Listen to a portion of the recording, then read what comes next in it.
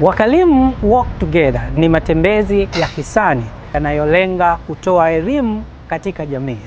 Takribani kilomita 200 kutembea kwa miguu kutoka Morogoro kuelekea Dar es Salaam, na tumejikita katika elimu za aina mbili.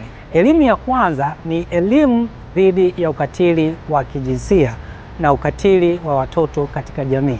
Taarifa na matukio kadhaa yamekuwa yakiripotiwa ambayo yanaonyesha vitendo vya ukatili vinazidi katika jamii.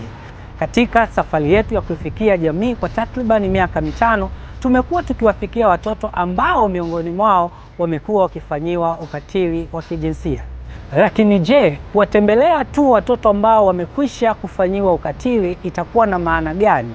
Lakini je, kumtembelea mtoto ambaye amekwisha kufanyiwa ukatili pasipo kumpa elimu mtu katika jamii ambaye ana uwezo wa kutenda ukatili, na kupitia elimu ile ikaweza kumsaidia kuepukana na vitendo vya ukatili katika jamii?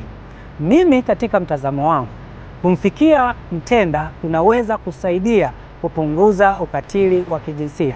Hivyo tumeamua kuwa na matembezi ya aina hii ili kuamsha uelewa ndani ya jamii kwamba si tu kumwangalia aliyefanyiwa kitendo, lakini pia ni kuisaidia jamii kuzuia matendo haya kuweza kutendeka. Mimi na wewe tunayo nafasi kubwa ya kuweza kuzuia mambo haya.